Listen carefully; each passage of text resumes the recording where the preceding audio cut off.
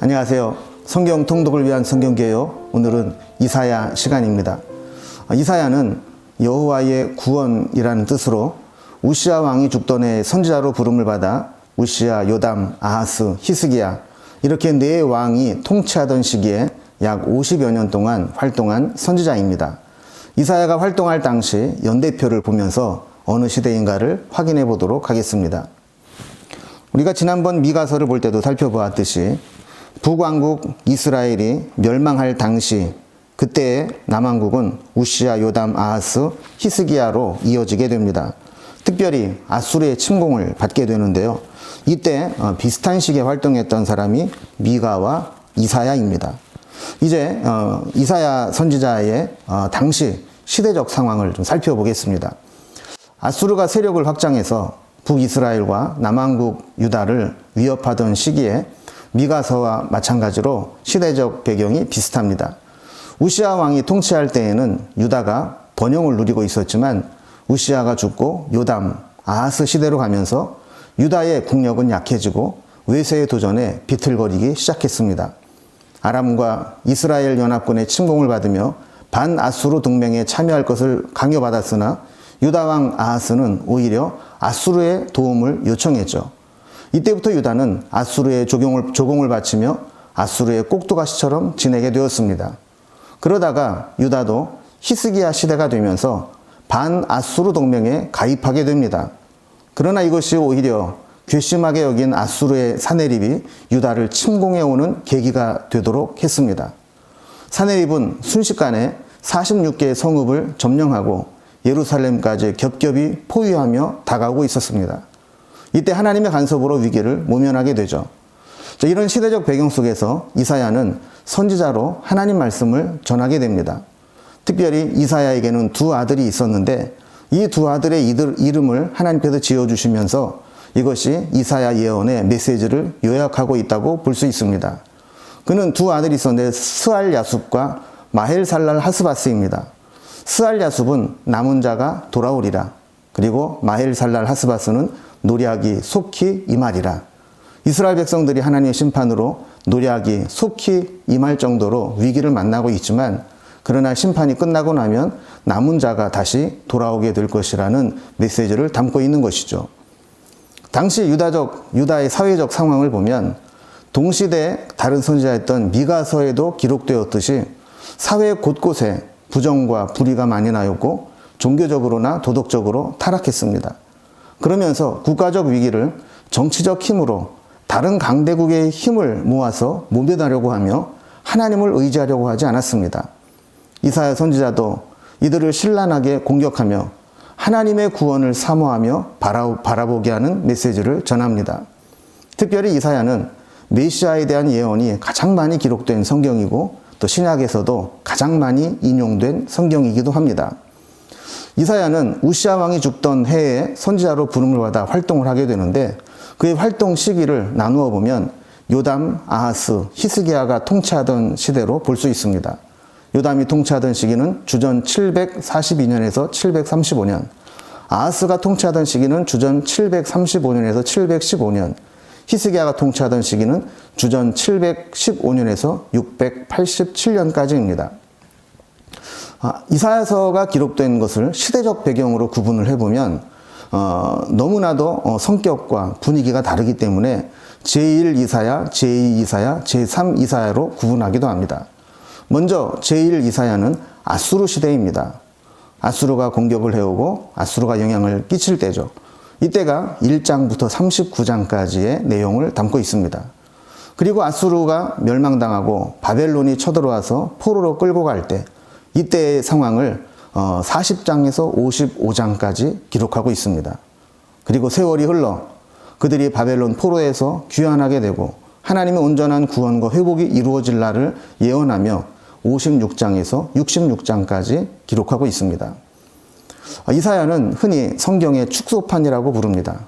구약 39권, 신약 27권, 그리고 성경의 도합 66권을 이루듯 이사야서도 1장에서 39장까지 심판과 40장에서 66장까지 회복의 내용으로 구분된다고 보고 있죠. 이사야서는 구조가 예언과 현실 사건을 서로 교차하고 오가며 기록되어 있습니다.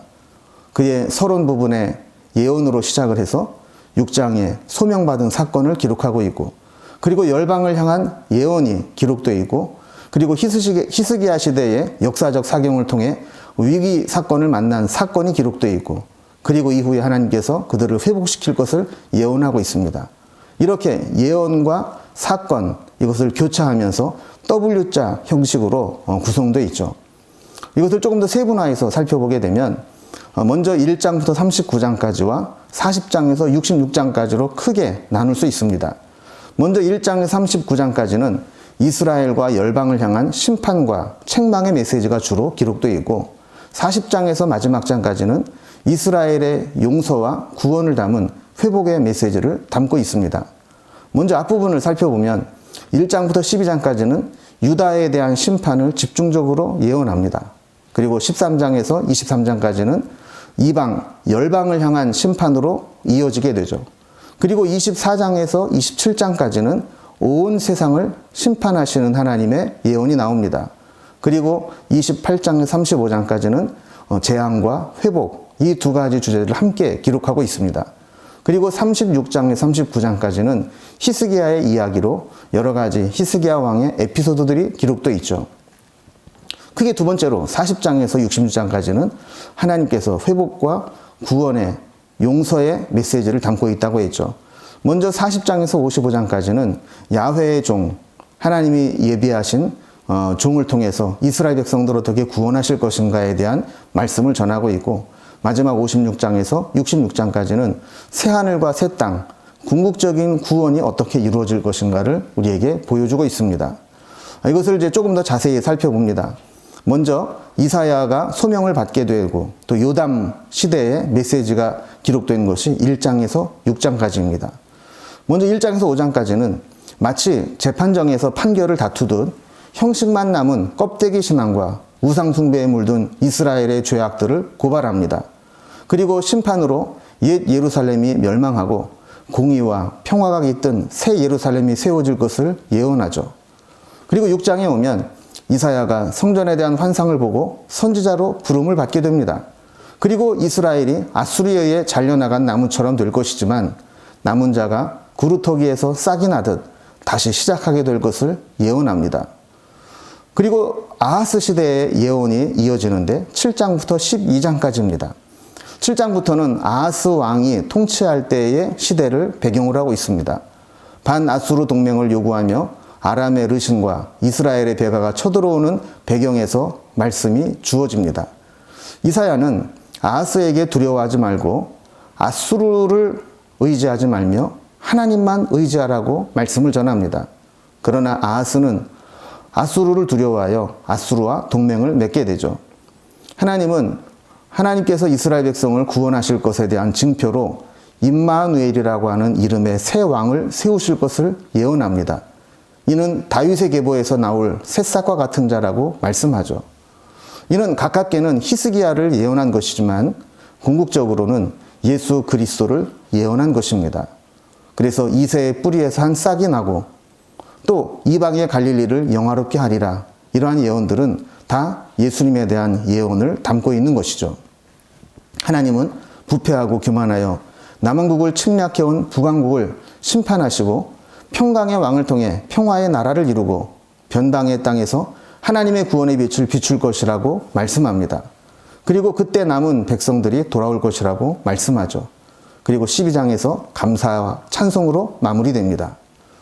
그리고 13장에서 23장까지는 열방을 심판하시는 말씀으로 확대됩니다. 아하스 시대에 남북 왕조에 대한 예언을 마친 후에 이사야는 주변 세계 열방에 대한 심판의 예언을 전합니다. 13장 1절에서 아모스의 아들 이사야가 바벨론에 대하여 받은 경고라, 이렇게 시작을 하면서 아수르를 멸망시키고 교만에 빠진 바벨론을 하나님이 심판하실 것이고, 그 주변에 블레셋, 모압, 다메섹, 구스, 애굽, 두마, 아라비아, 두로와 시돈, 이 모든 나라들이 그들의 교만과 불의함으로 하나님의 심판으로 멸망하게 될 것을 예언하죠. 그리고 24장에서 27장까지는 이 세상에 대한 심판과 이스라엘의 회복을 전하고 있는데 이 부분은 특별히 작은 계시록이라고도 부르게 됩니다. 마지막 종말에 대한 예언이죠. 땅을 갈아엎고 새로운 땅에 언약을 심으시겠다고 말씀합니다. 그리고 세상에 하나님을 대적하는 권세를 심판하겠다고 말씀하시죠. 그리고 사망을 멸하겠다고 약속합니다. 그리고 연회가 베풀어지듯 평강이 이루어지고 예배가 회복될 것에 대한 메시지를 전합니다. 마치 요한계시록에서 하나님을 대적하는 자들이 심판을 받고 새하늘과 새 땅이 이루어지는 것과 같은 내용입니다. 그리고 28장 31장까지는 히스기야 왕이 있을 때 예언이 시작됩니다. 심판으로 인한 애가와 심판받는 죄악을 먼저 세 가지로 지적합니다. 그래서 북왕국 에브라임에 대한 애가가 28장에, 그리고 남왕국 예루살렘, 그리고 특별히 예루살렘의 별명이 아리엘인데 이 예루살렘에 대한 애가가 29장에, 그리고 주변 나라들, 애굽 동맹과 이방 나라들에 대한 애가가 30장, 31장에 기록되어 있습니다. 뿐만 아니라 32장에서 35장까지는 미래의 회복과 영광에 대한 찬가가 나옵니다. 32장에서는 의로 통치할 왕에 대한 찬가, 그리고 33장에서는 회복될 시온성에 대한 찬가, 그리고 34장에서는 원수를 멸하시는 심판의 주에 대한 찬가, 그리고 35장에서는 회복될 나라에 대한 찬가. 이렇게 앞부분에서는 심판과 애가, 그리고 뒷부분에는 회복과 찬양으로 기록되어 있습니다. 이제 36장에 39장은 히스기야 시대의 역사적 사건을 기록하고 있습니다. 히스기야가 반아수르 동맹에 참여하여 아수르를 배반하자 아수르 사내립이 예루살렘까지 쳐들어와서 선전 포고문을 보내왔습니다. 이때 히스기야는 이 선전 포고문을 들고 성전에 올라가 하나님을 의지하고 기도하게 되죠. 하나님은 은혜를 베푸셔서 사내립을 물리치고 위기를 모면하게 됩니다. 그런데 이 과정에서 히스기야는 치명적인 병에 걸리게 되고 이사야로부터 사형 선고를 받게 됩니다. 그는 포기하지 않고 성전에 올라가 면벽 기도를 통해 하나님의 은혜를 입고 고침을 받게 됩니다. 바벨론이 이때 막 일어나고 있었는데 쾌유를 축하하는 사절단을 보내며 유다를 정탐하게 됩니다. 그런데 이때 히스기야는 우쭐하고 교만하여 자신의 모든 것, 성전 안에 깊은 것까지 다 보여주며 자랑을 하게 되죠. 이것이 하나님 마음에 합하지 않아서 이 일로 인해 바벨론이 유다를 침공해 올 것이고 히스기야가 교만하여 보여준 모든 것들이 바벨론으로 옮겨가게 될 것을 예언하게 됩니다. 자, 이렇게 심판의 메시지는 끝나고 40장부터는 회복과 구원의 메시지가 전해집니다. 특별히 40장에서 55장까지는 바벨론 포로기에 그들에게 주신 메시지입니다. 40장 1절은 너희는 위로하라, 내 백성을 위로하라 라는 말로 시작합니다. 지금은 바벨론의 포로로 끌려갔지만 심판과 징계가 끝나고 하나님의 구원과 영광이 나타나는 것을 보게 될 것이기 때문에 위로하라 라는 소망의 메시지로 시작합니다. 하나님은 하나님이 어떤 분이신지를 다시 자기 백성들에게 계시하십니다. 하나님은 다른 사람이 만든 우상과 다른 신들과는 비교할 수 없는 존재이며 자기 백성들에게 앙망하는 자에게 새 힘을 주시고 그의 오른손으로 도와주시는 분이라고 우리에게 말씀하십니다. 42장 이하에서는 하나님이 택한 사람에게 하나님의 영을 부어 구원을 완성하실 것이라고 약속합니다. 그리고 바벨론의 느부갓네살을 하나님의 일꾼으로 삼으셔서 예루살렘의 오만함을 징계하셨지만 이후에 고레스를 또 사용하셔서 이스라엘을 해방시켜 돌아오게 할 것이라고 예언합니다. 이것을 제2의 출애굽에 비유하고 있습니다. 하나님은 이 구원 사건을 통해 이스라엘을 이방인의 빛으로 삼아 땅끝까지 이르게 하실 것이라고 그들에게 사명을 주시죠. 이 임무를 완성할 하나님의 종이 등장합니다. 그러나 그는 백성들에게 거절당하고 죽임을 당하게 됩니다. 특히 53장에서는 고난받는 종, 메시아로 오신 예수님에 대한 예언이 집중적으로 기록되어 있습니다. 이 언약으로 구원이 완성에 이르게 됩니다. 종의 노래로 알려진 이 부분은 유대인들은 지금도 이 부분을 잃지 못하게 금서로 지정해서 예수님의 메시아됨을 감추려고 있다는 이야기가 전해집니다. 하나님은 이렇게 하나님의 백성들의 남편이 됨으로써 그들의 구속자, 고엘, 기업 물을 자가 되시기 위해서 그들을 친히 구원하신다고 말씀합니다. 하나님은 유대의 이스라엘 백성만의 하나님이 아니라 전 세계와 우주의 주인이심을 선포하면서 55장에서는 목마른 자들은 누구나 다 주님께 나와 주님을 만나고 구원을 얻으라고 초청합니다. 자, 이제 마지막 55장에서 66장까지는 포로 귀환 이후에 먼 구원을 예언하고 있습니다. 바벨론에서 돌아온 이스라엘 백성은 이제 모든 나라의 복음을 전할 빛의 사명을 받게 됩니다. 돌아온 백성들은 하나님의 나라를 유업으로 받고 하나님이 기뻐하시는 민족으로 거듭나게 되어야 합니다. 그래서 하나님은 구원받은 백성들을 헵시바와 뷸라라고 불러주시죠. 나의 기쁨이 그에게 있다라는 헵시바, 그리고 하나님과 결혼한 여자라는 의미의 뷸라, 이렇게 이스라엘 백성들을 불러주시는 것입니다. 그리고 세상에 빛을 비추어야 될 사명을 받게 됩니다. 그래서 이방인에게까지 구원이 이루어지게 할 사명을 그들에게 맡기시는 것이죠. 그래서 이사야서는 66장 22절에서 이렇게 마무리됩니다. 내가 지을 새 하늘과 새 땅이 내 앞에 항상 있는 것 같이 너희 자손과 너희 이름이 항상 있으리라 여호와의 말이니라. 이렇게 하나님은 이사야 선지자를 통해서 이스라엘 백성들의 심판과 또 회복의 말씀, 그리고 우리를 구원하신 예수님, 메시아, 그리고 궁극적인 구원에 이르기까지 하나님의 말씀을 예언의 말씀으로 주고 있습니다. 이사야서는 사실 읽기만 해도 우리에게 큰 위로와 은혜가 되는 말씀들이 많이 있죠.